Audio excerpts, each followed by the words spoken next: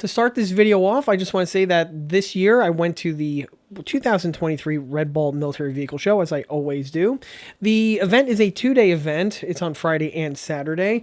The following photographs I took on Friday, and unfortunately, Saturday, when the main event was to be held, we got washed out due to the hurricane that swept in.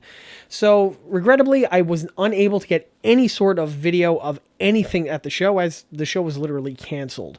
However, I was able to get several photographs of this particular vehicle, something that was very interesting. You don't really see a whole lot of Russian stuff these days. And so I was able to do a pretty decent walk around of just static photography alone, which I went ahead and threw up in the collage that we have here in this video.